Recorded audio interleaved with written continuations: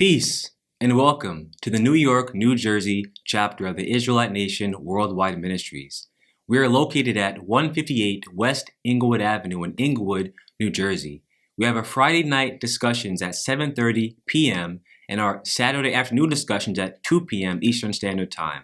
My name is Jeffrey Blair. I'm happy to be here today to have this great Friday night discussion with my two lovely ladies here. You want to introduce yourselves? Hi everyone. Peace. I'm Miriam. Hi Awesome. everyone, my name is Hadassah. Awesome. So again, we're excited to be here, right? Yes. Really thrilled. A lot to talk about, right? A lot to talk Definitely, about. So the first thing is I want to speak a little bit about the time we're in, right? Of course. So we're in the month of February, right? So especially here in this country, February is celebrated as Black History. We celebrate a bit of Black culture. Mm-hmm. And the thing that I've been pondering these past few days is particularly about Black culture, right? Mm-hmm. And the way in which Black culture is very dynamic in many ways. Yeah. I, have a lot of pride in a lot of things that we as Black people do, but there is a lot of aspects of Black culture that oftentimes don't seem to benefit the children of slavery, don't seem to benefit us, right? Of course. And I was thinking about some of those things in terms of, as an example, the church, right? Mm-hmm. A big part of Black culture is the church, Yeah. right? Right. So much so that politicians, if they're trying to win an election, where's the first place they go to get the Black vote? The church. The church, right? Right. Because that is so much in us as a people, right? Or if we look at how we still continue to celebrate the holidays like Christmas and Halloween and Thanksgiving, even though we know they're not necessarily tied to who we are, right? As a people. Right. Even in us as a people trying to find our identity, we've adopted the flag of the red and the green and the black to somehow symbolize who we are as a people, but it doesn't necessarily benefit us as a people, right? Those aspects of Black culture, right? And even like in media, whenever, you see Black movies, it's always surrounded and they're always talking about the church. And you see the one church scene where the pastor is like yelling at everyone like, yeah, do this, do that. And then you see the people getting up and singing in the choir. Exactly. How it's, the Black families are always like, yeah, we have to go to church and whatever. Yes. And how the whole family dynamic is really based around the church. And it's like, that's how they see us and that's how they depict us a lot, even within our own communities. But when people look into our communities, they're like, oh yeah, huge thing is the church. Exactly. Right. They look at the pastor as the leader of sort of the Black community in many ways, right? And whenever you want to designate that woke Black person, again, they have those red, like the yellow, green, and black like colors, right? And all those things are done to really try and get Black people in a particular, style of Black culture, right? In a way that, again, does not always benefit us. So again, there are many examples of that, including even, I hate to say, hip-hop culture in many ways, right? We know I love hip-hop culture, but in many ways, different aspects of it don't always benefit us. Right. How we speak about each other sometimes, how we speak about our women sometimes. Right. But these are the things that get pushed to the forefront of this is Black culture. This is how we define Black people, right? And it's not even like we're not even getting the full reaping the benefits of all of it. Because it's really just, you see other cultures coming in and taking in what we're doing. And they're like, oh, they're doing this or they're doing that with hip hop or they're doing this in their movies and stuff like that. And they're taking it and they're running with it. And they're the people that are, making it seem like this is what Black culture is. Right. So true. And I think that the thing about this that frustrates me so much to see that is the fact that as Black people and as children of slavery, we already have a culture. Right. And it is profound to me that we continue to look towards other things to define us for who we are. Right. When we already know we have a culture that was put in place for us. And it's so ironic that after enslavement, after slavery, where we were put in this position because of our lack of obeying that culture and those laws, we still continue to reach out for other things to define who we are, right? But today I want to speak about what that culture is, because we know we have a very particular and special set of laws and regulations, and again, a way of life that was put in place by our Father to allow us to live a most beneficial life and to be able to be in a position to lead the world. Right? We know that already. Yeah. And that culture is from the womb to the tomb. Right? That culture will surround us and protect us and uplift us in every sense of the way. Of course. Right? Exactly. So we want to try something new a little bit today, right? Yeah. So today we're going to give you guys 2 test subjects. We are going to have Israelite baby A and Israelite baby B, and we are going to be following them through their journey in Israel and seeing how the culture benefits them from the womb to the tomb. Womb to the tomb. I love it. I love it. So we have baby A is going to be the boy, I guess. Okay. Baby B will be the girl. Okay. Right? And we'll see where the journey takes us. Exactly. Right? I'm excited. Exactly. So the first thing we have to establish is, babies, they come from somewhere, right? Yeah, they do. And so for that to be the case, we have to make sure that place where the baby has to grow is going to be a great position and a healthy position and a spiritually healthy position to actually be able to flourish, right? So we have to think about the mother, right? Yeah. Exactly. So the thing that I would like us to do is to go to Judges 13 if we can. Okay. And let's go to verse 3. We'll start at verse 3. Okay. And remember, we're trying to see how we can get the baby A or baby B to be born and to flourish in a way that's going to be beneficial to those children. Right. Within the Israelite culture. Exactly. Within that culture. Okay. So Judges 13 verse 3. Yes. And the angel of the Lord appeared unto the woman and said unto her, Behold now, thou art barren and bearest not, but thou shalt conceive and bear a son. Okay, stop there really quickly.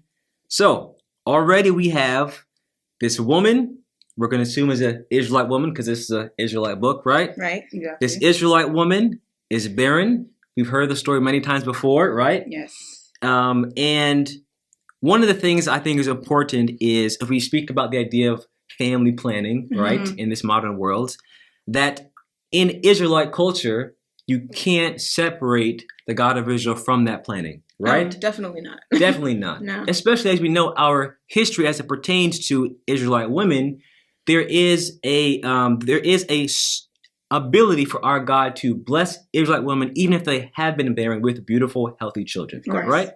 So again, we need the God of Israel to be at the center of that family planning, right? All right, let's go ahead. Verse 4. Now therefore beware, I pray thee, and drink not wine nor strong drink, and eat not any unclean thing. Okay, so we stop there. So what's going on here? We have this angel of the Lord speaking to this woman and instructing her very specifically what she is to stay away from, what she is to do, for what purpose. To make sure that the place that child is going to actually be grown is going to be spiritually healthy. Exactly. We can sort of use that term, spiritually healthy, to allow them to be in the best position possible. And not only spiritually, also physically. Yeah, because the health risks. Exactly, that's doing true. Very true. Certain things when you drink alcohol or even try to do some drugs while you're pregnant. There not a good idea. Risks. Not a good idea. Exactly. For your child. So even the God of Israel is here, don't do these certain things in order to keep your child safe and pure while even in the womb. Yes, yes. And and that is so true that the God of Israel, again, it's often about sort of how to keep someone spiritually well, but we can't ignore, again, like you said, those physical health signs as well, right? Exactly. Okay, so verse 5. Yeah. For lo, thou shalt conceive and bear a son, and no razor shall come on his head. For the child shall be a Nazarite unto God from the womb, and he shall begin to deliver Israel out of the hand of the Philistines. Okay, we can stop there. So here we have sort of the reasoning why, okay? Because your child is going to have a particular job to do, right? So if we look at that in the eyes of the baby A, baby B, what does that look like? Baby A would be, the boy, I guess, right? We said baby A would be the boy. And the no razor shall touch the boy's head. So that would be, staying with the boy and being baby A and making sure that he is physically and spiritually okay even after he leaves the womb. And when he comes into the world, there is a certain job that baby A has. Sure. So as the God of Israel, he's being like, hey, make sure that this baby is, not even good. He said in the womb before, but even outside of the womb, no razor shall come upon this baby's head. Sure. So making sure that he's even good when he comes out of the womb. Right. Exactly.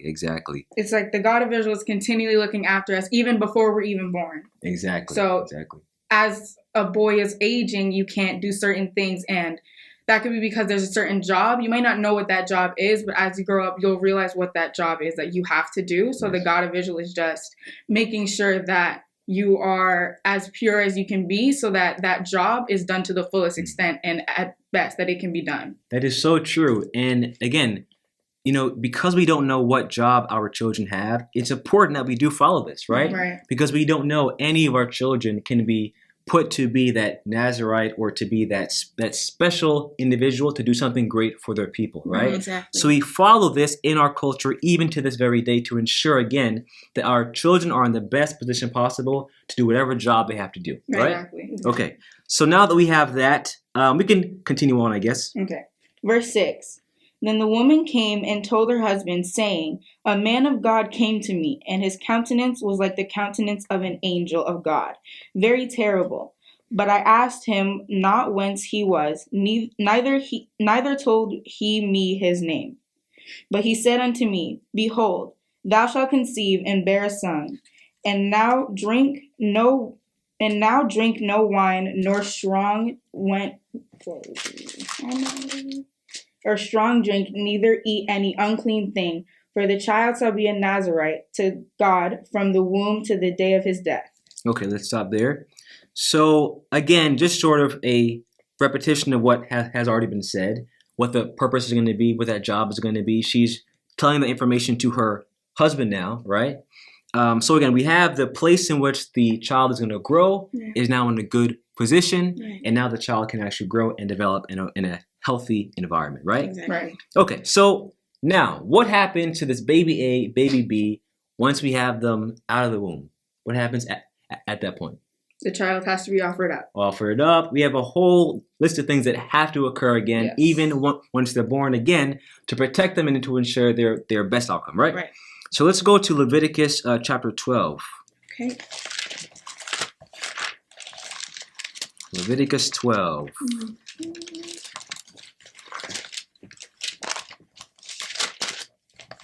And it's so important even seeing like the culture with being, in the womb, but there are even steps after the womb, even within the first 2 weeks of the child being born. Like you already see that the culture is being instilled within the child. And it's like, I'm barely a week old and I already have all this culture pouring out of me. So it's just, amazing. Exactly.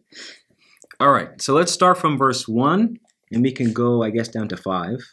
You want to read that one? Yeah, I can read it. Verse 1. And the Lord spake unto Moses, saying, Speak unto the children of Israel, saying, If a woman have conceived seed, and born a man-child, then she shall be unclean 7 days, according to the days of the separation for her infirmity shall she be unclean. And in the 8th day, the flesh of his foreskin shall be circumcised. Okay, we can stop there. So already another part of our culture is established where we know, again, when the child is in the womb, you protect that child. In Israel, we don't do all these gender reveal parties that people do nowadays, right? Right. So we don't know, again, what the child is going to be. The child comes out of the womb, and we know we have a specific set of instructions and a culture to, again, establish this child. So the first thing is the woman has to know she's unclean, right? Which makes sense because she's gone through a traumatic experience. There's a lot of stuff involved, right? And so she has to take that time to be away from the congregation and the people, to sort of allow for holy things to still be able to occur without her causing those things to be unclean, right? Of course. But an important thing has to occur on the 8th day, right? And that important thing is circumcision, right? And we're going to get into this a bit more. But the thing I love about the idea of circumcision, just from a theoretical, I guess, idea, is that it establishes that child as a part of the covenant and as a part of this family, right, like before the child can even understand, right? Anything, right? Exactly, just came out of the womb. Exactly. So it's passed down onto this child, right, and they have no idea, right, and what's going on. Exactly. And I think it is so funny because I think nowadays what is popular in the culture is the idea of I choose my own destiny. Yeah, I do whatever I want to do, right? But in Israel, it's so important that we understand the importance of family, of generational passing down of knowledge, of inheritance. Exactly. Which is why this is such an important concept of our culture is circumcision for the boys. For the boys. Exactly. Not for the girls. Exactly. For the boys. Exactly. Okay, so let's keep going. Okay, verse 4. And she shall then continue in the blood of her purifying 33 days. She shall touch no hallowed thing, nor come into the sanctuary until the days of her purifying be fulfilled. But if she bear a maid child, then she shall be unclean 2 weeks, as in her separation, and she shall continue in the blood of her purifying 66 days. Awesome.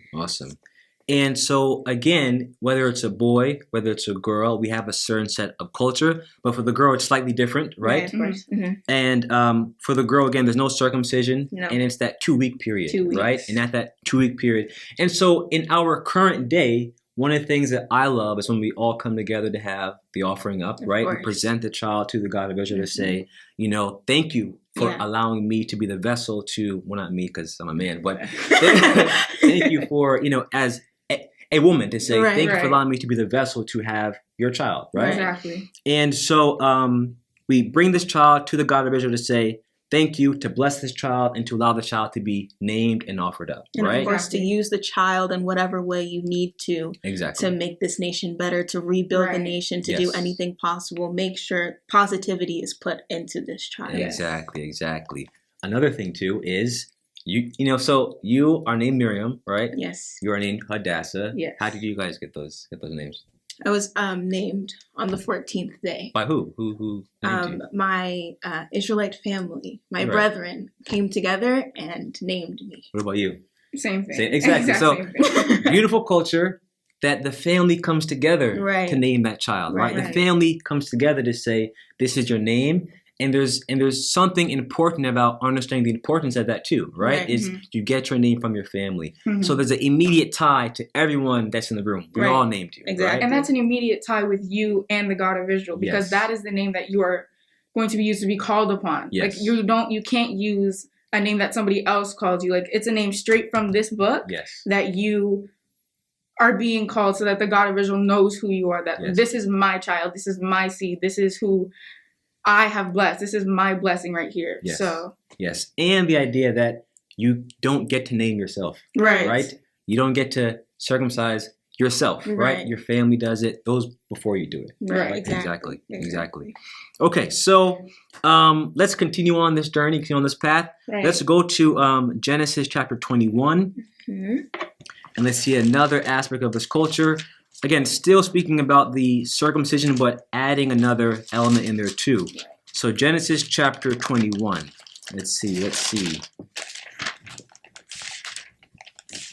And if you like what you're hearing, if you agree with this stuff, please put some 7s in the chat, some fires in there. Comment, exactly. Share, all that stuff. Subscribe, donate. Exactly. Always can use some money. Okay. I'm crying. So Genesis 21, we're going to go to verse 1. Okay. And the Lord visited Sarah, and as he had said, and the Lord did unto Sarah as he had spoken. For Sarah conceived and bare Abraham a son in his old age, at the time set of which God had spoken to him. And Abraham called the name of his son that was born unto him, whom Sarah bare to him, Isaac. And Abraham circumcised his son, Isaac, being 8 days old, as God had commanded him. And Abraham was 100 years old when his son Isaac was born unto him. And Sarah said, God hath made me to laugh, so that all that hear will laugh with me. And she said, who would have said unto Abraham that Sarah should have given children suck? For I was born him a son in his old age. And as the child grew and was weaned, And Abraham made a great feast the same day that Isaac was weaned. Right. Again, another aspect of the culture, Right.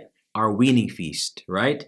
It marks a specific point in that child's development and growth to say you can sort of detach from your mom a little bit and you grow. It's another thing that we have to thank our God for, to celebrate that milestone, right? So again, it's not a small thing. It's something that we hold very dear to ourselves as Israelites, right?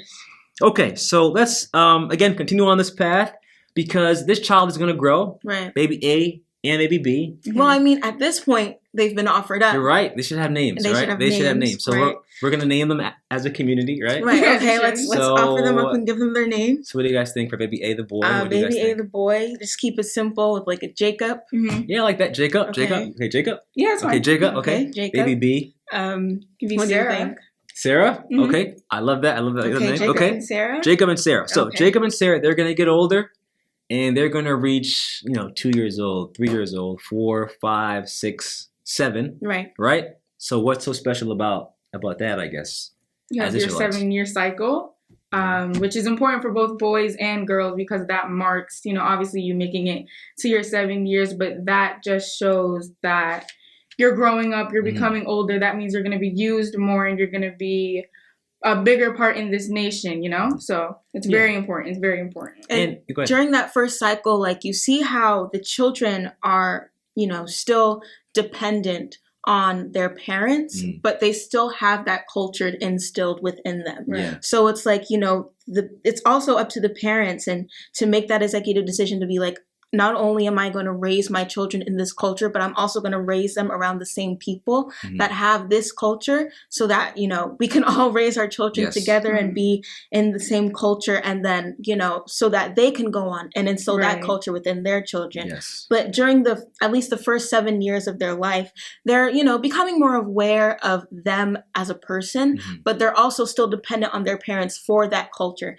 and to get, to go to the nation on Saturdays or to get to the new moons and get to the Sabbaths and learn about, the basics in the Bible, like creation and different things like that. Yes. And, during this time, they're still, dependent on their parents, but they're still able to learn about the culture. Exactly. Exactly. Right. And I think the beautiful thing too is this 7-year cycle that we celebrate. So 7, 14, and 21 and onwards, but that, they all seem to be tied to also the biology of the individual too as well, right? Because around that 7-year-old period, I think you're like losing teeth or growing some teeth or whatever. Right. You're sort of getting bigger. You're getting older. Yeah. You have sort of a mind to think on your own a little bit. So you're maybe a little bit more mischievous, So you are growing and you're developing, right? So in Israel, it's important for us to, again, recognize those 7-year periods, right?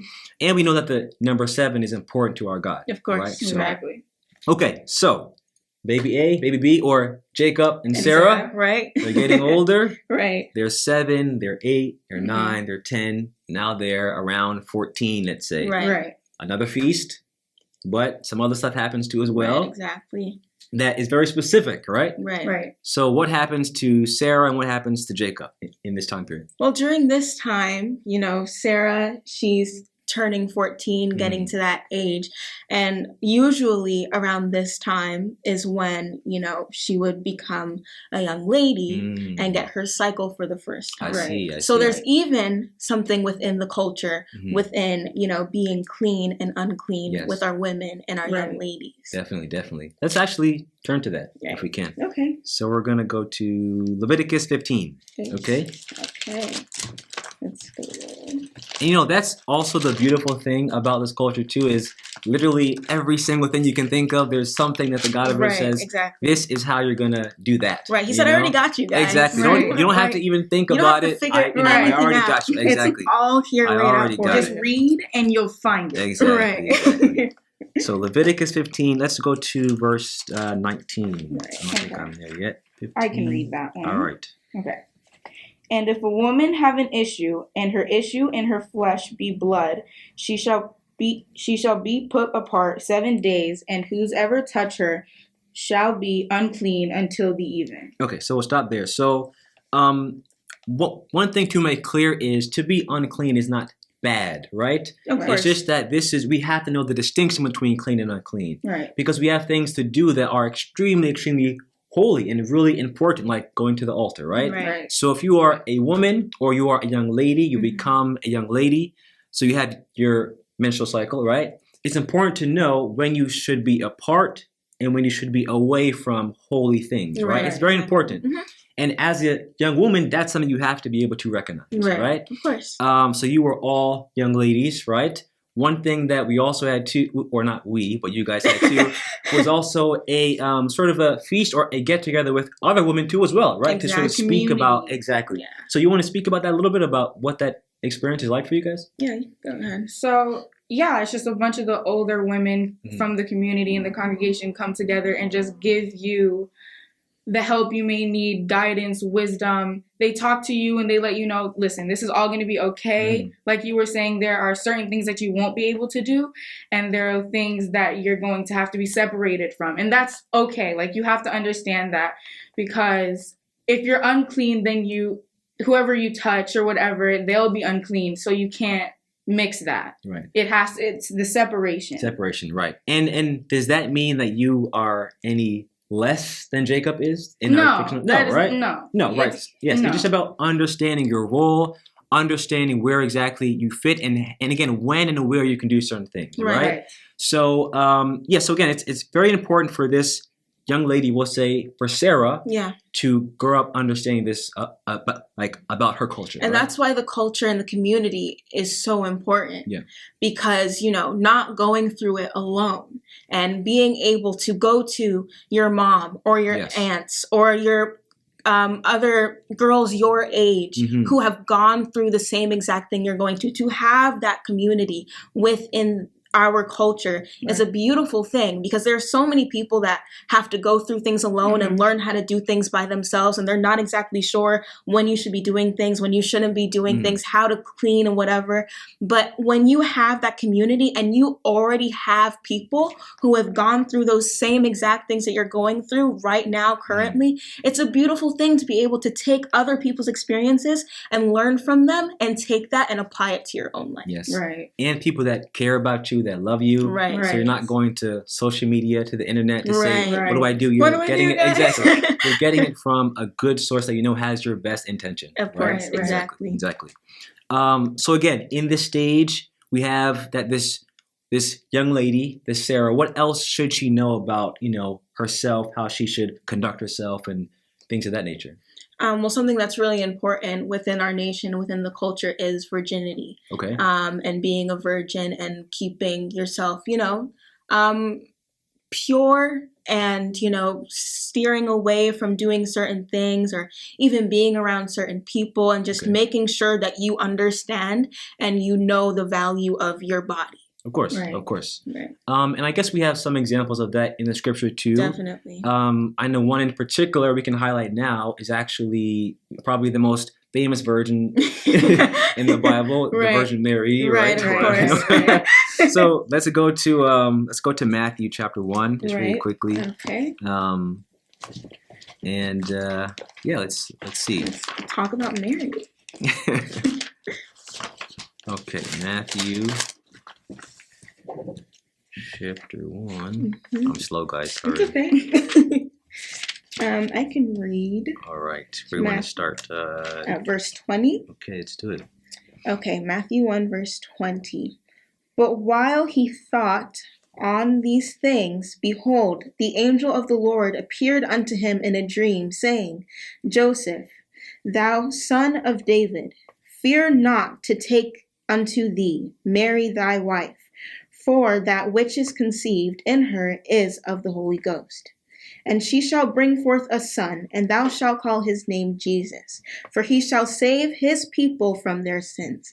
And even here we see that the God of Israel already has a plan for this child. Yes. And it's that goes back to even what we were talking about before, and with keeping the womb pure. It's we don't know what the purpose of the child is going to be. Exactly. But with the God of Israel, he always knows what's going to happen. He always has a plan. So he already says to Joseph, like, hey, your child is going to be the person that will save his people. Right. So make sure that he is, in the best, circumstances possible. So and from even the beginning of the Bible, he put this, he instilled this in his people, and he was like, make sure you don't, drink the strong drink, and make sure that your womb is pure for the child, because like we said before, you don't know what the purpose of your child is going to be. Exactly. And that's very obvious here. You don't know if your child is going to be the one to save their people from their sins. So you have to be pure. You have to abide by these different guidelines, because you, like Miriam said, you truly just never know what the role of your child will be. Exactly.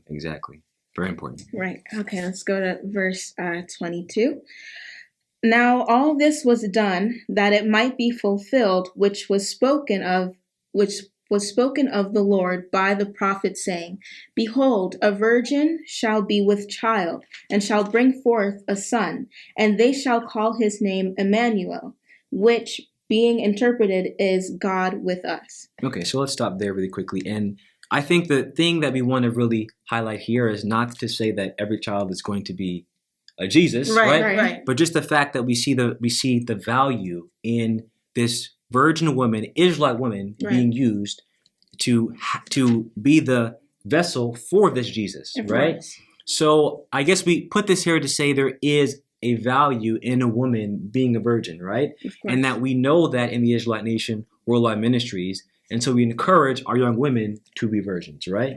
And so for that young lady, Sarah, for her to know, there is a reason why this is the case, and it's a part of the culture too as well, to see that there is a significance in that as well. Of course. Right? And there's another story that we can go to too as well, right? So let's go to Genesis 34. Okay. One of my favorite stories here. And once again, if you guys like what you're hearing, give a like, a share, comment, donate, do all that. Put fires in the chat, 7s. All that good stuff. Yeah, let's get the chat lit, guys. Yes. Donate if you can, please. Yes, bring the money. Right.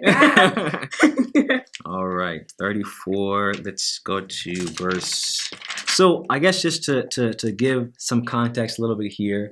So in this specific chapter, we have the story of Jacob, the original Jacob, not our subject, our baby Jacob, right? Exactly. Who is traveling, and he is with his family, and he settles into this particular land that is not necessarily a land that is his, or where he is the most in number, right? And so he has to interact with other nations and other people, right? And his daughter goes out to be with the other women, and she sees this guy there, right? This Michael B. Jordan looking kind of guy, right? And they have some sort of interaction. They are together, they sleep together, right?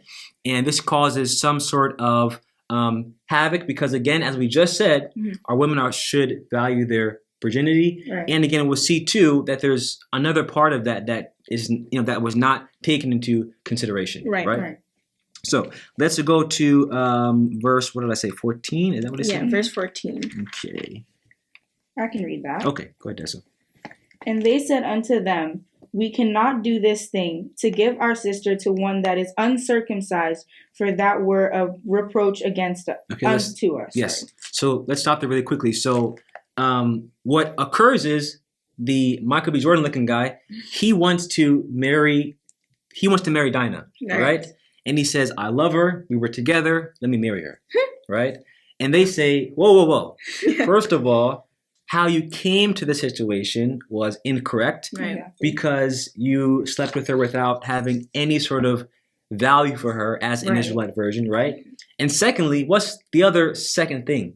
He said this guy is uncircumcised. He's not circumcised, right? And so this is something that, again, our test subject or our, Sarah would also have to take into consideration too, is, though I know parents don't like to think about this, one day your daughter has to grow and has to find a mate, right? And as she does that, as an Israelite mother, do you want your daughter to be with an uncircumcised person not in Israel? Right. Not necessarily, right? So it's important for us to instill this value that we have a particular reason why we do certain things. Of course. And you as an uncircumcised person cannot be with our daughter. Yeah. Right? Mm-hmm. Right. And it's very plain and simple. Mm-hmm. Again, not to necessarily be rude, but just to say this is our culture, this is our custom, and this is what we do. Exactly. Right? Okay. Verse 15. Okay. But in this we will consent unto you, if ye will be as we be, that every male of you be circumcised. Then will we give our daughters unto you, and we will take your daughters to us, and we will dwell with you, and we will become one people.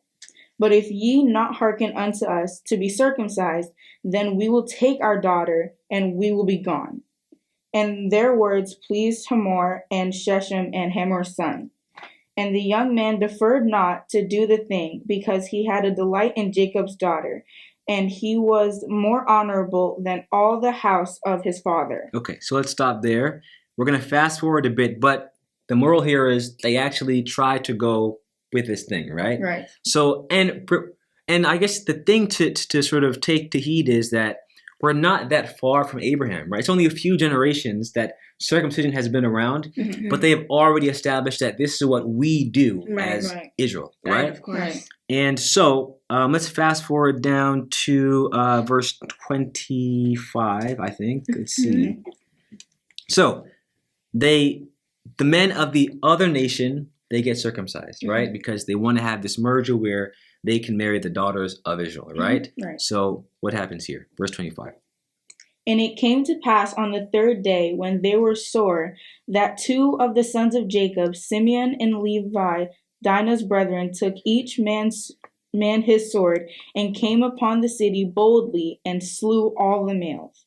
And they slew Hamor and Shechem his son with the edge of the sword, and took Dinah out of Shechem's house, and went out. Wow. So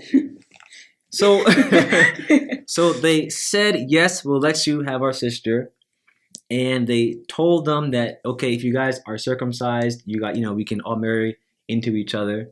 But if we even skip down, it says in verse 31, should he deal with our sister as with an harlot, right? So should we just stand by and let our sister be taken advantage of that way, Yeah. So again, not to say that we should do anything to other nations, but what I'm saying is there is a value in that, right? There is a value that we have to understand that our young women have. Right. And they recognize that, right?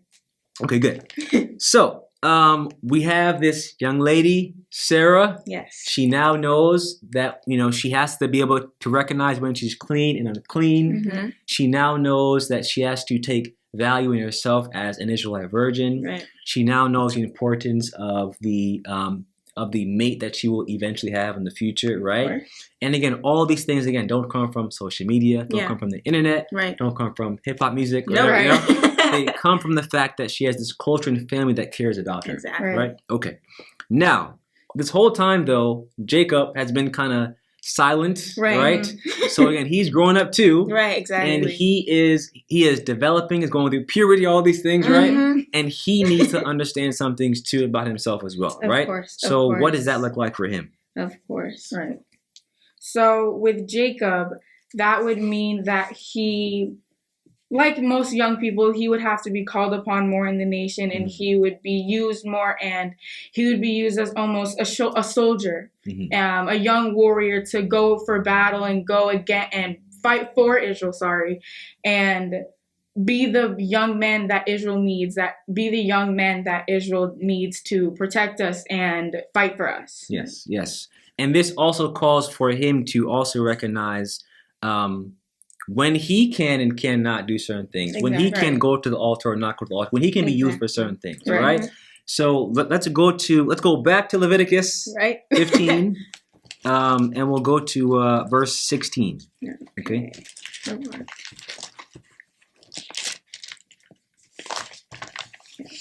15, verse 16. 16. Okay, I can read it. Okay. And if any man's seed of copulation go out from him, then he shall wash all his flesh in water and be unclean until the even. Okay, so stop there. So the reason why this is important is he has to know as a young man as his body is developing, as he's becoming an older person, when he can and cannot go into certain things and be a clean individual, right? That's important, exactly. Right? And once he's able to recognize that, he can establish himself to be able to do whatever he needs to do for the God of Israel, right? Right. And one of the things very important is a young man, an Israelite man, has to be able to understand, again, as you said, he is a soldier for the God of Israel, right? Mm-hmm. He's going to be used in a variety of ways to be the horn bearer, to be able to do a variety of things. Right. So he has to be circumcised not only physically, but in his heart too as well. Exactly. And be tied to the God of Israel, right? So let's go to Exodus chapter 34, verse 23, to kind of see, again, why it's important for him to recognize that role. Right. Okay. So Exodus, sorry guys, I'm slow. 34. Verse 23. Verse 23. Okay, so thrice in the year shall all your men children appear before the Lord, the God of Israel, right? Really short, but important to understand that as an Israelite man, you have that responsibility to appear before the God of Israel. Right. Why? Because you have a role to be a soldier in the God of Israel's army, right? And we're going to look at a good example of that, right? Mm-hmm. So let's go straight to it because this is a great story. Of course. Numbers 13. Okay. Great story. Wow. I'm going to. Numbers 13. Okay. I'm going to read this one. Can I see you read it? Yeah, that's fine. Okay. So Numbers 13, verse 1. And the Lord spake unto Moses, saying, Send thou men, that they may search the land of Canaan, which I give unto the children of Israel. Of every tribe their fathers shall ye send a man, every one a ruler among them. And Moses, by the commandment of the Lord, sent them from the wilderness of Paran, and all those men were heads of the children of Israel. And these were their names: of the tribe of Reuben, Shammua the son of Zachar; of the tribe of Simeon, Shaphat the son of Hori; of the tribe of Judah, Caleb the son of Jephunneh; of the tribe of Issachar, Igal the son of Joseph; of the tribe of Ephraim, Oshea the son of Nun; of the tribe of Benjamin, Palti the son of Raphu; of the tribe of Zebulun, Gadiel the son of Sodi; of the tribe of Joseph, namely of the tribe of Manasseh, Gadi the son of Susi; of the tribe of Dan, Amil the son of Gimali; of the tribe of Asher, Sether the son of Michael; of the tribe of Naphtali, Nabid the son of Voshi; of the tribe of Gad, Guel the son of Machi. These are the names of men which Moses sent out to spy the land. And Moses called Oshea the son of Nun, Josiah.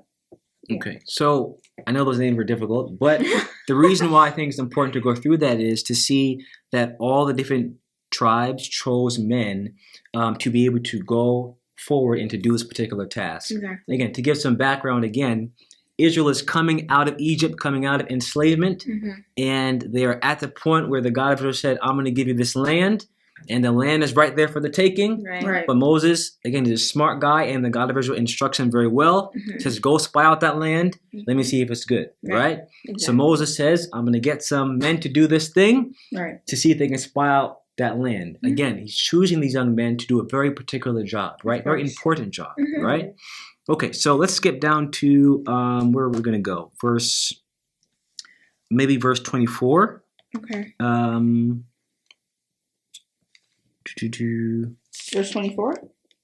No, I'm sorry. Let's go to chapter 14, then go to verse 24. Sorry. Okay. Yeah. So I guess, again, just to give some background, some context, I encourage you guys to read the story for yourself. But what happens is they do go into the land, and there are mixed reports, right? Some say that it was a bad land. Some say that we can't overtake it because there are giants in the land. But there are a few young men who are able to come back and say, no, the land is not only beautiful, but we can take it because we have the God of Israel on our side, right? And because of this, the young men are rewarded, right? So let's see what happens here. So verse 24 of chapter 14. Miriam, do you want to read this one? Yeah. But my servant Caleb, because he had another spirit with him, and hath followed me fully, him will I bring into the land whereinto he went, and his seed shall possess it.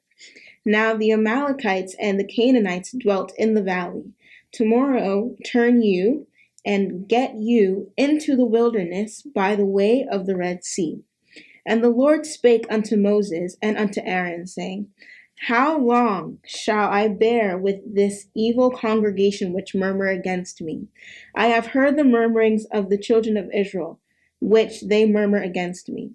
Say unto them, As truly as I live, saith the Lord, as ye have spoken in mine ears, so will I do to you. Your carcasses shall fall in this wilderness, and all that were numbered of you, according to your whole number, from 20 years old and upward, which have murmured against me. So stop there. So here the God of Israel is saying, and again, he goes into more detail, but he's saying, for that generation that I took out of the land of Egypt, showed all those plagues and miracles, and I made a way for you guys to come into your land, and you guys doubt me still. You still doubt me, right? Did you guys see what I did at the Red Sea? Exactly. Like you think that in itself would give them enough faith, right? Exactly. But because it was the younger men like Caleb that were the only ones to say we can actually do this thing, he says, you know what? If you're at a certain age and older, you're not going to be able to see the land. Only those who are, a certain age and younger, those are the ones that are actually going to get to see that land, right? So he says, for you as a people, now go into that wilderness. And that's how we get to be in the wilderness for those 40 years, right? But the thing about this is, this relates so much to our current situation because we are coming out of enslavement now, right? Exactly. And so I encourage for those young men out there that are listening to this, whether you are a part of the Israelite Nation, Worldwide Ministries, or you are seeking that knowledge, is to understand you may have an important, you do have an important role. Definitely. So it's important to contact us, give us some likes and sevens and fires, but contact us so we can help you to nourish yourself, to groom yourself, to be a good Israelite man, to be able to do your role in this new era that we are in. Our God of Israel promised us redemption. We need Israelite men to be able to scout that land for us, right? Exactly. So now that we know they have a particular role, we also know that young people oftentimes don't always make the best choices, right? And so because of that, they're always in need of guidance. Exactly. Always. So, a very wise man, in fact, the wisest man, wrote a really powerful book called Proverbs. So we're going to go to Proverbs, and we're going to see what he has to say about this in particular.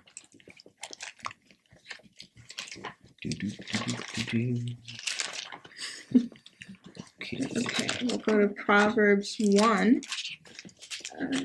And you can start at verse 4. Yeah. Okay, Proverbs 1, verse 4. Okay, I can read it. Okay. To give subtly to the simple, to give the young man knowledge and discretion. A wise man will hear and will increase learning, and a man of understanding shall attain unto wise counsel. To understand a proverb and the interpretation, the words of the wise and their dark sayings. The fear of the Lord is the beginning of knowledge, but fools despise wisdom and instruction. My son, hear the instruction of thy father, and forsake not the law of thy mother, for they shall be an ornament of grace unto thy head, and chains upon thy neck. So what's being said here? What is Solomon trying to say here?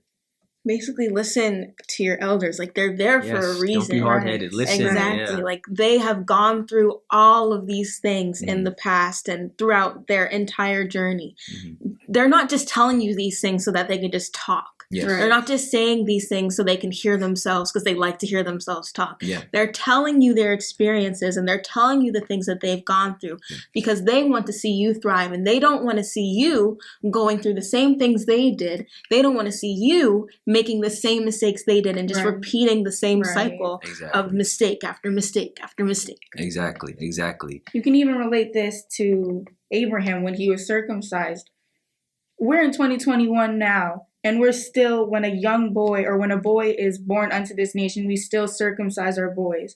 So that culture is just passed down from the older generation to the younger generation so that they don't make the same mistakes that they did. Exactly. So that they know the right way wherein they should walk, so that they know to do this, because it's all written here, but Exactly. And it's so funny because the scriptures actually have some stories that speak about there being times and moments where a generation didn't know the Lord and they maybe, forgot to circumcise.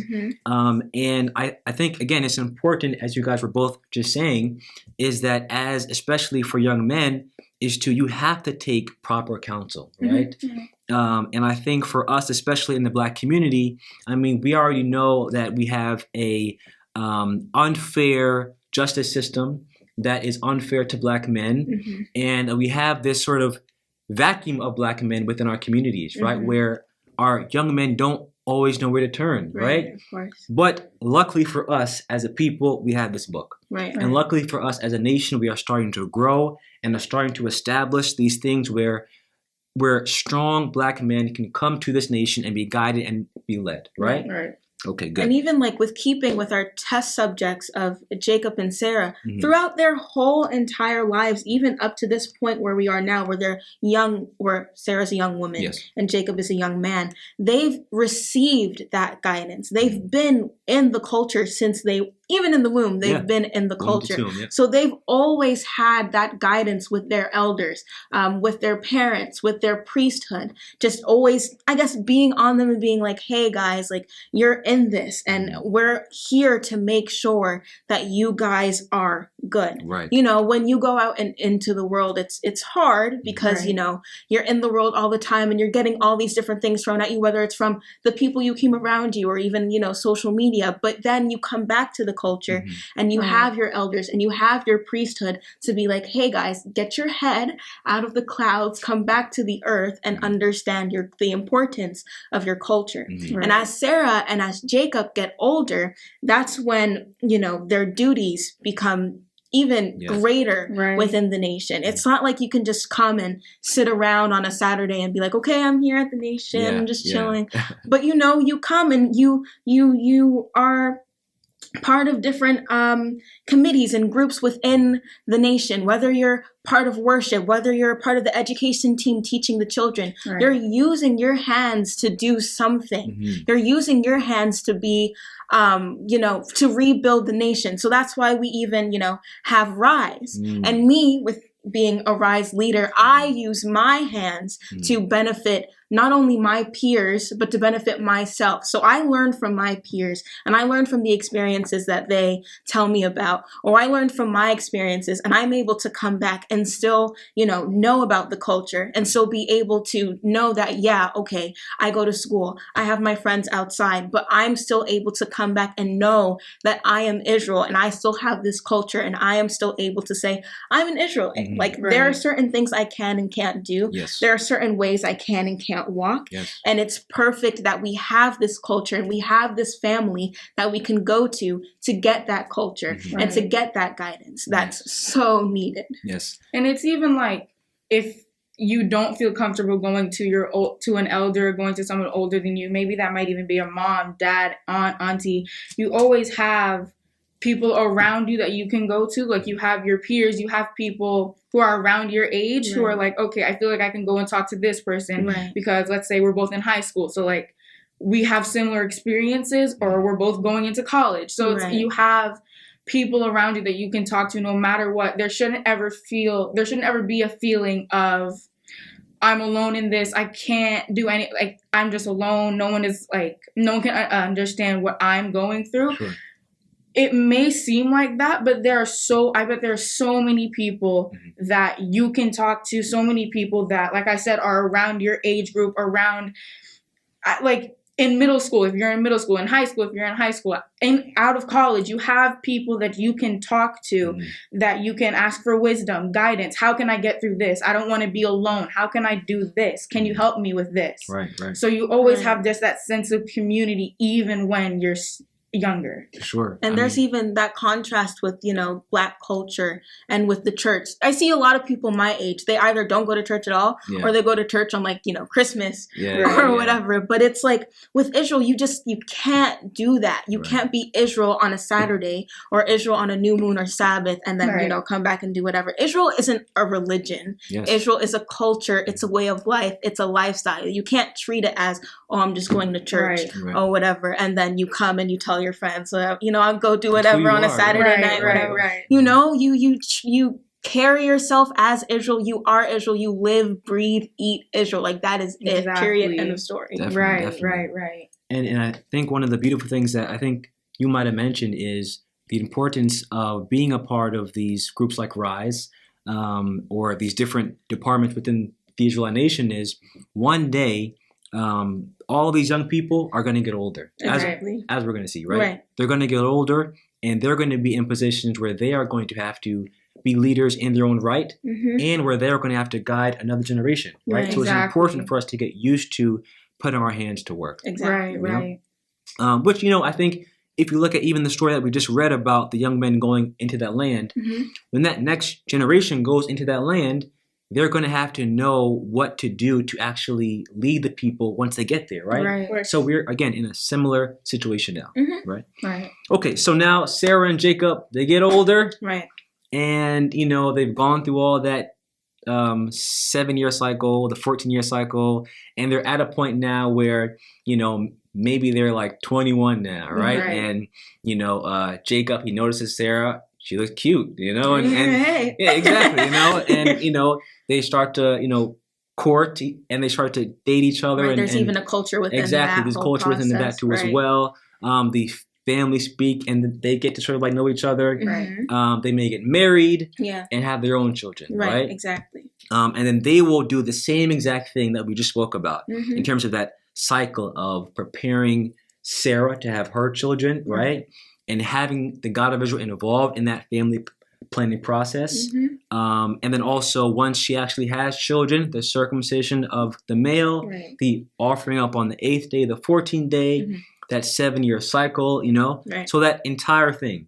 Now, as they get older, right, they're going to reach an age where they are at their old age and they're going to be needing to take care of themselves in that old age and prepare for the next stage, which is death, right? I mean, that was a very quick synopsis of life within this, it's been like an hour, but they have to get to that point, right? Of course. So what does that look like, right? Is before you actually do get to pass on and sleep with your fathers, it's important for you to be able to, as we just mentioned, give wisdom to young people first, right? So let's go to a really good scripture. One of my favorites actually is going to be in 1 Kings. And once again, guys, if you like what you're hearing, if you can relate to anything we're saying, put some 7s in the chat, light up the chat, put some fire signs, right? 7s, I want to see Rise all up in the chat. Your Rise up, hashtag Rise up with the fire signs. Yes. I want to see y'all up in there. And subscribe. If you're not subscribed already, it should be somewhere down here. Subscribe somewhere, okay? Right. Subscribe, like, as soon as you enter the chat room, hit the like button. The same amount of viewers should be the same amount of likes. Come on, guys. You already know what it is. Share it with somebody who you think would need to hear this. Exactly. Okay, 1 Kings chapter 12. Let's go to verse 4. So again, just so we can have some background, really briefly, at this point, Solomon, the wise Solomon, the son of David, has passed away. And because of some disobeying that he did later in his life, we know that there is a prophecy that the nation is going to split, right? But that has to play out in some sort of way, right? So what happens is his son takes the throne. And he has a dilemma. people in the nation are basically saying, hey, your father, he gave us this amount of taxes, right? Mm-hmm. Can you please help us to reduce that or not be so harsh on us, right? Mm-hmm. So what does he do? He goes to say, okay, let me think about that and see where I can get the proper counsel from, mm-hmm. right? So we'll see what happens. Mm-hmm. I can read it. Mm-hmm. Verse 4. Yeah. Thy father made our yoke grievous. Now therefore make thou the grievous service of thy father and his heavy yoke which he put upon us lighter, and we will serve thee. And he said unto them, Depart ye for 3 days, then come again to me. And the people departed. Okay, so basically, like I was just saying, they're saying, hey, your father did this. We would like you to ease that a little bit. And he says, you know what? I'm going to think about it for a couple of days, right? Mm-hmm. Or for 3 days, right? Right. So during those 3 days, he's going to speak to people to say, what should I do, basically? Mm-hmm. His counsel, right? Right. Go ahead. So verse 6. And King Rehoboam consulted with the old men that stood before Solomon his father, while he yet lived, and said, How do ye advise that I may answer this people? And they spake unto him, saying, If thou wilt be a servant unto this people this day, and wilt serve them, and answer them, and speak good words to them, then they will be servants forever. Okay, so what are the words of the older group? What's their advice? He basically said, to kind of speak kindly to them and just sort of, adhere to what they're saying, basically, right? So don't try and sort of make their job any harder, right?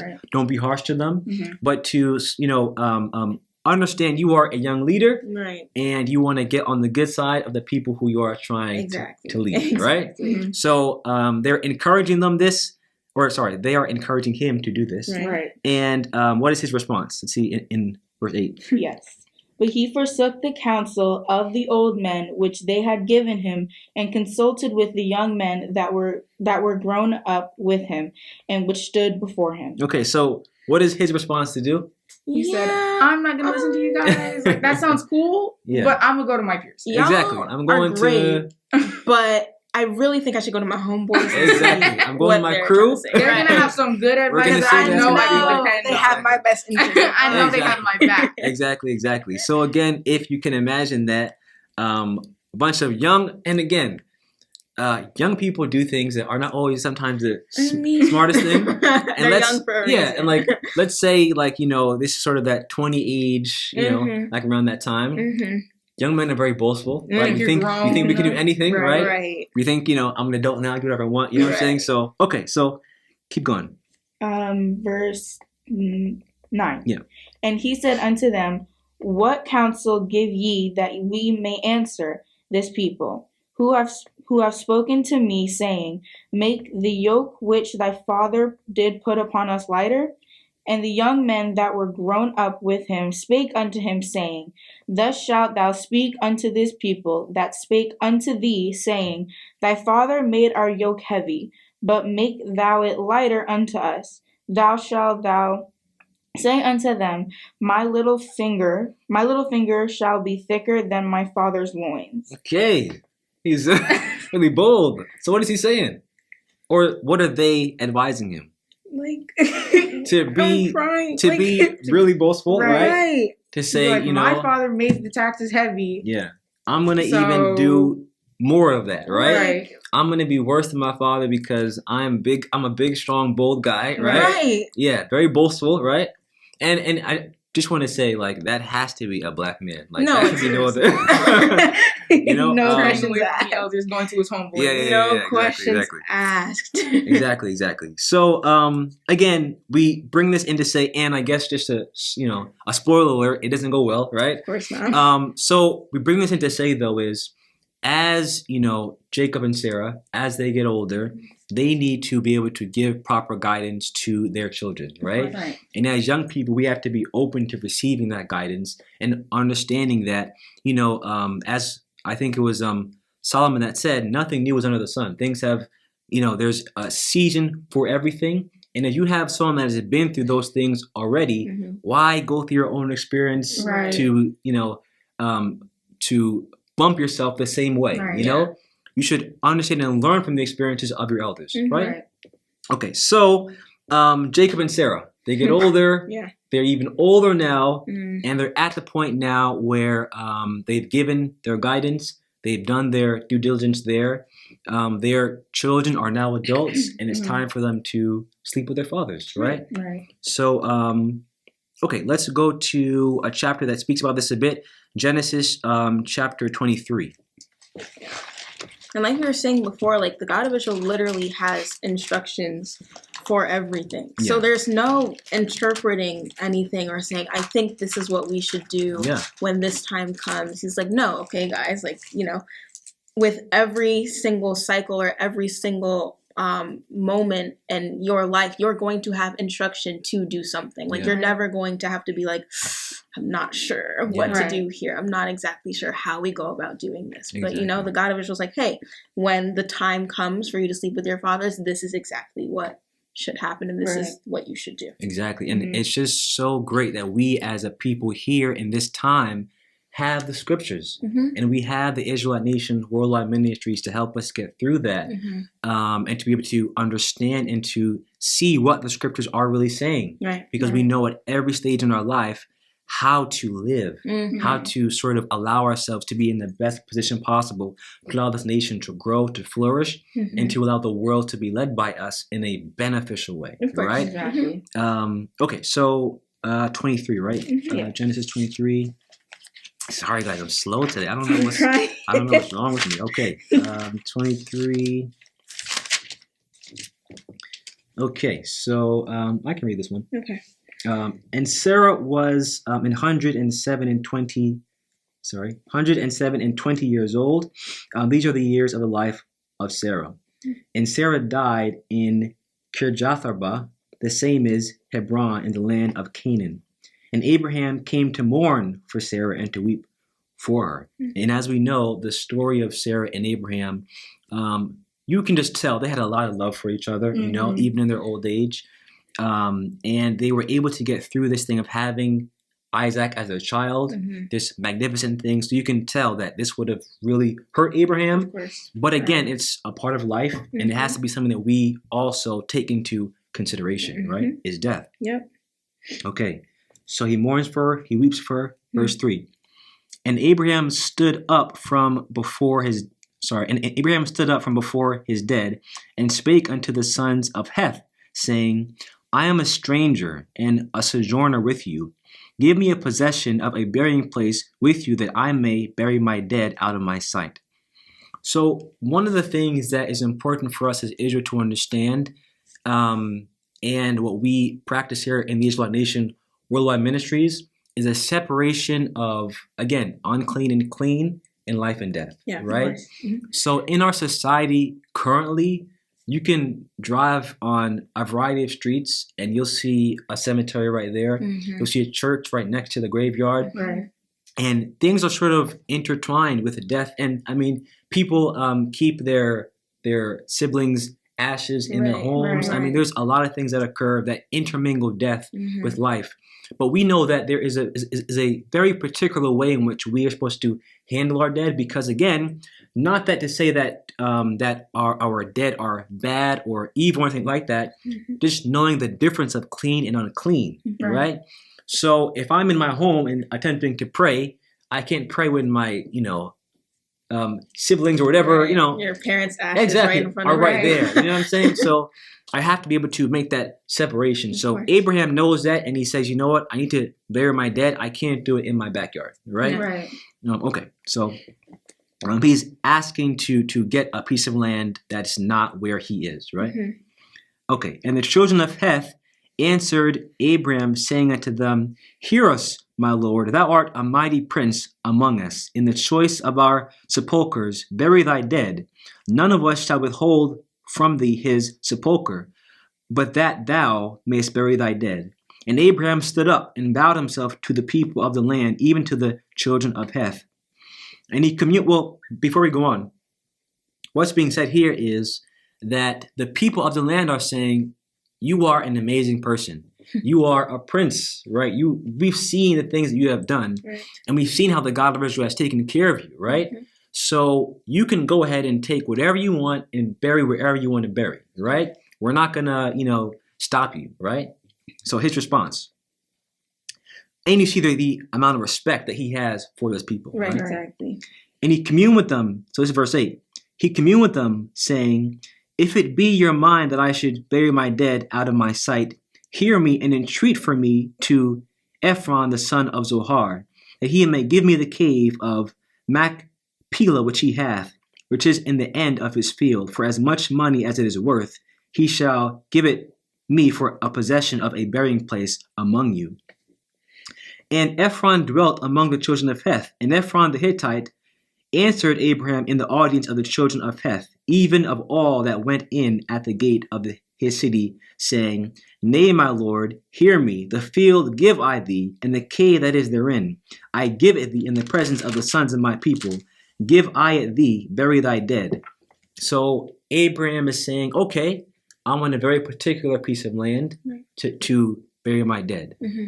The person that owns that land says, look, you are, again, an amazing person. I give it to you for free. Mm-hmm. That's on me. Right. It's yours, right? And Abraham's response is, verse 12, and Abraham bowed down himself before the people of the land, and he spake unto Ephron in the audience of the people of the land, saying, But if thou wilt give it, I pray thee, hear me. I will give thee money for the field. Take it of me, and I will bury my dead there. He says, no. I want to be able to say that I purchased this from you because this is going to be the place that I use to bury my dead and whoever else is going to pass. This is going to be our plot, our land, exactly. Right? So one thing that brings up is the importance in Israelites, once we pass, sleeping or being buried with other Israelites, right? Mm-hmm.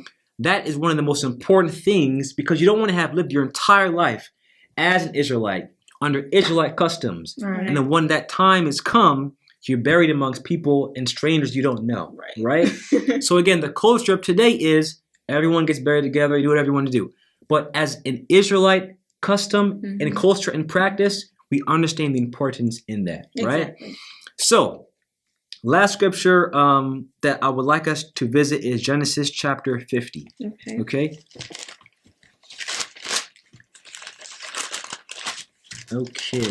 And it's so important, even like with keeping the culture or keeping the family, even in death. Right. It's like we are still together. Yes. From the womb to the tomb, you are not alone. Like Israel is Israel, and you will be with Israel from the day you are born to from the day you're conceived till the day you leave this earth. Yes. Like that is all you will be. That's all you'll know. Yes. That's all you'll womb to tomb. Exactly. Hashtag womb to tomb. Put in the chat. From womb to tomb. Womb to tomb. From womb to tomb. Exactly.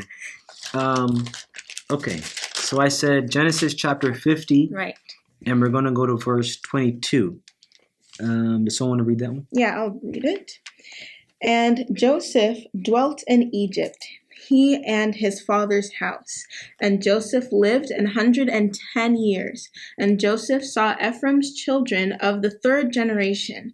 The children also of Machir, the son of Manasseh, were brought up upon Joseph's knees. And Joseph said unto his brethren, I die, and God will surely visit you, and bring you out of this land unto the land which he sware to Abraham, to Isaac, and to Jacob.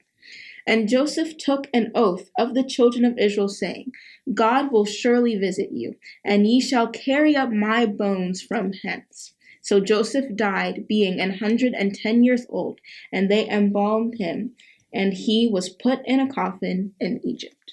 So, very important, because one of the things to take note of is that Joseph, for all intents and purposes, lived the latter part of his life very similar to an Egyptian, right? Because he was the second in command, the second in charge, right? Mm-hmm. And a very esteemed office. And so they took care of him in his death in a similar fashion. But his instruction was, when you guys leave here, make sure that you take me with you, right? Because I cannot be buried and stuck here while my people are going to whatever land that they have to go to, right? Exactly. And let's also not forget, too, that Abraham was promised the land of Canaan. Of course. Right? So maybe that story trickled down to the 12 tribes here and the people here, that they know the God of Israel is going to, at some point in time, have to come for his people, right?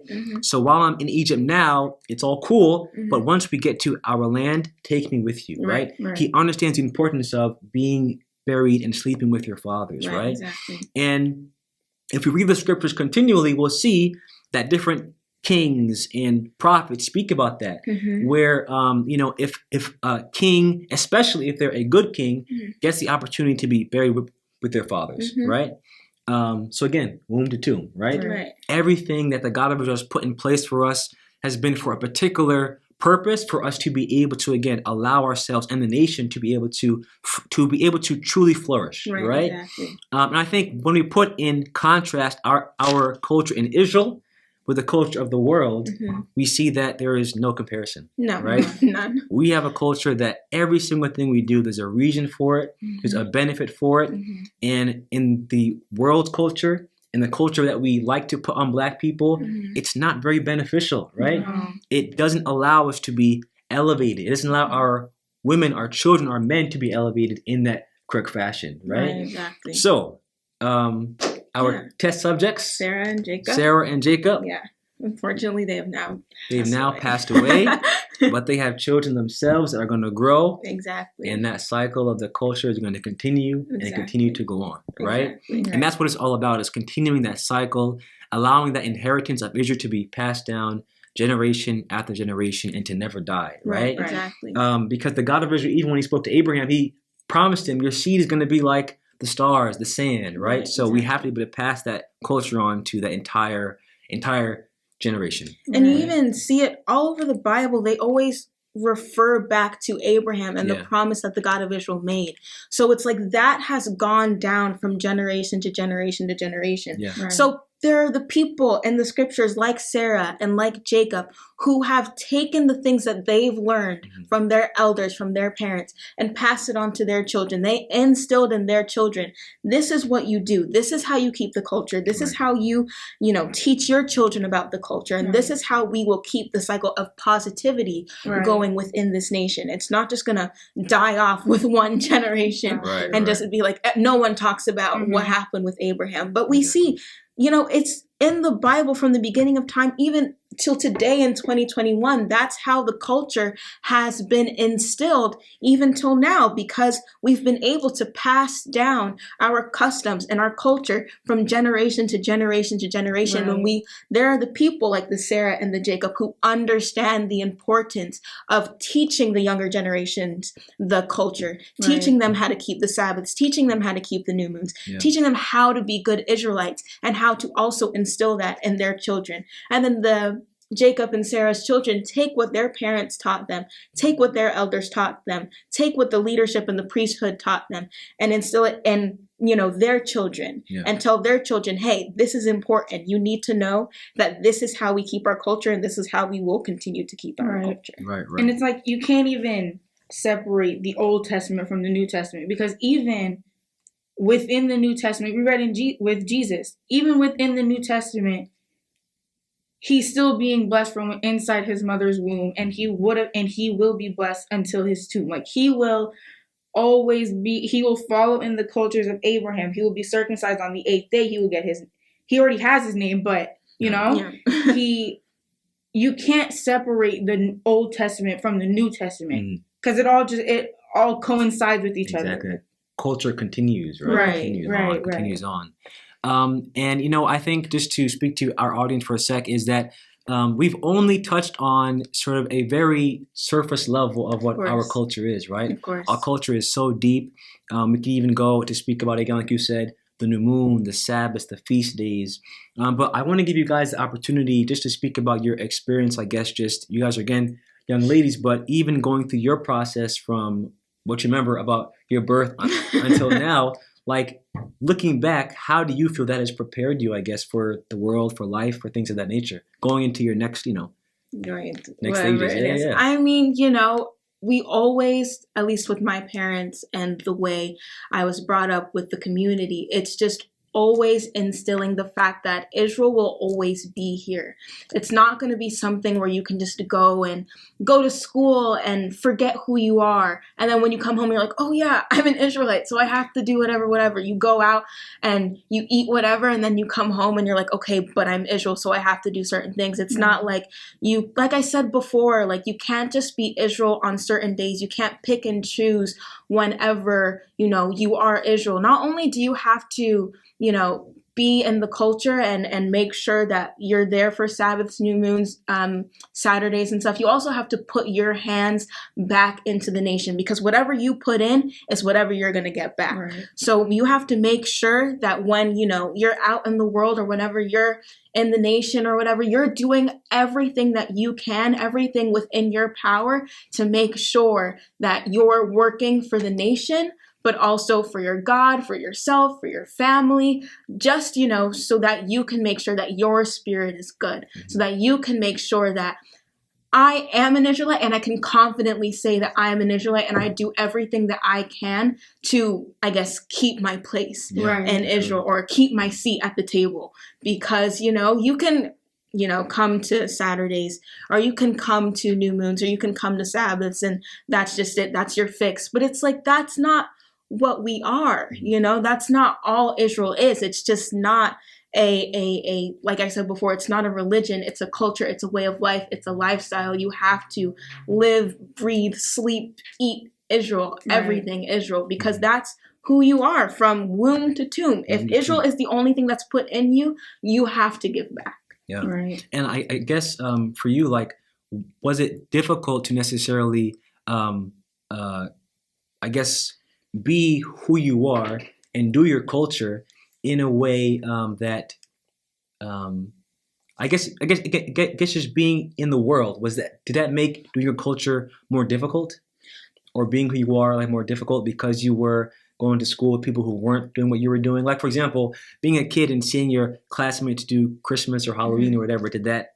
Of course, when you're younger, it's like, oh my God, like, I wish I could do things like that. But as you get older, you start to realize, like, as you see the confusion out in the world, you're like, at least I know who I am. Yeah. Right. At least I know who my God is. At least I have something to fall back on. Yeah. At least I know that I, am an Israelite, and that I am able to, follow the laws and statutes and the commandments. And I'm able to be around like-minded people who do the same thing as me. I think that's something that always kept me grounded. For sure, for sure. What about your journey, Dessa? Well, with my name, Hadassah, and even my namesake in the Bible, we know the story of Esther. We know how she led her people to safety, right? Yeah. So I've literally saved Israel. But I feel like I've always not felt pressured to kind of lead Israel or like live up to your name. Right. But I've always just kind of had it instilled within me to be a leader and not a follower, be my own person, not try to do what the world is doing, obviously because with Israel, but it's always been instilled, be the leader and not the follower, be the person who tells people to do things, not be the person who gets told to do things, So I feel like that has always played a really big part in bringing me up, bringing me to the person that I am today. And as Miriam was saying, seeing my classmates do things that I know that I couldn't do when I was like maybe 5 or 6, obviously then I'm like, okay, but why can't I do that? Like, I want to be able to do this. I want to do this. But then growing up and really just understanding Israel more and just reading stories in Israel about people who followed the laws of the God of Israel and what they got and how they were blessed and how they reaped the benefits of just following within the laws of the God of Israel, that kind of made me like, okay, well, I want that. And I can't get that wishing and wanting and dreaming and hoping to do this, and this that my peers are doing. It's always made me just that much more appreciative of Israel and the community that I've grown up, because my mom and dad, they do everything for me. They have taught me Israel, but it's also been my aunts, my uncles, my brethren within Israel. Like, they have told me things. They have told me their experiences. They have been like, okay, I understand that you want to do this, but take a step back. Do you know this story of this person? Look what they did. They followed within the laws of the God of Israel. They were able to reap the benefits from that. Right. You know? So, you know, that just really puts it in me that it's like, okay, I want to be able to do this. If I want to get an A on my test, I know that I can pray and pray and pray and pray and reap the benefits from that. And that also has to go into just being part of the community, right?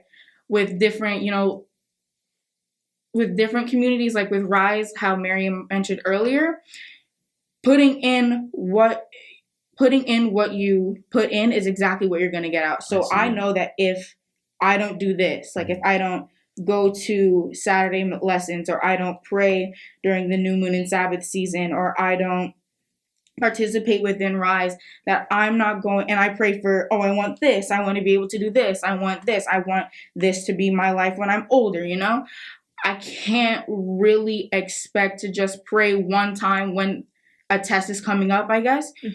Pray that one time and be like, okay, I'm gonna do great on this test, and not put in my part even. Right. Exactly. You have to, if you're praying for it, you can't just expect the God of Israel to be like, oh, I'm just gonna give her all the answers and she's gonna be fine. She'll pass this test, she'll get an A in her class, and she'll be great. Right. You have to put in your part. You have to study for your test. You have to make sure you understand the material. Make sure you know what you're talking about, and then the God of Israel will be like, okay, I see that this person is putting in what they want to put in, so I'm going to give them what they want.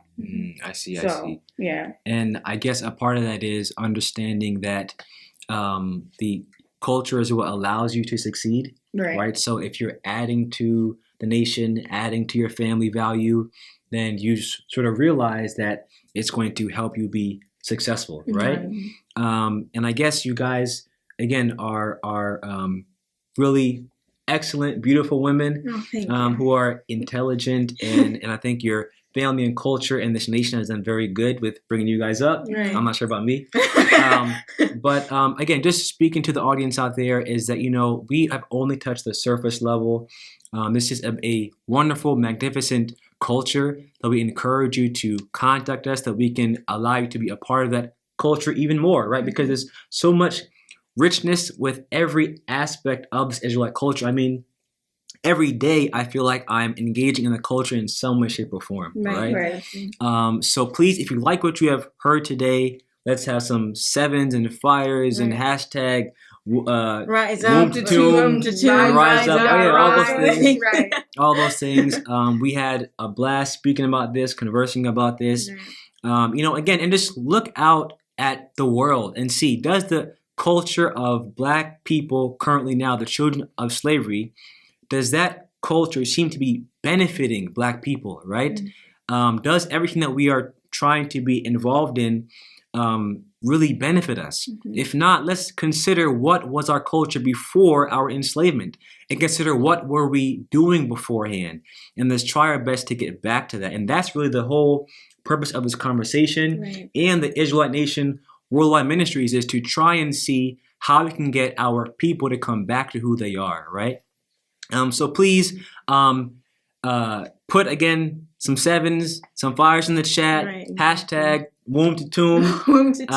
And, please join us again next Friday, 7:30 p.m. and on Saturdays, 2 p.m. as well, for more discussion, more lessons on scripture, on Israelite culture, and how you can be a part of this wonderful nation, the Israelite Nation Worldwide Ministries. Thank you to the priesthood, the elders, especially our Elder Shadrach, who has allowed us all to see who we are and to be able to see ourselves in the scriptures. So once again, thank you all for listening, for being a part of this. Thank you two ladies for joining me here today. It was great. And peace. Peace.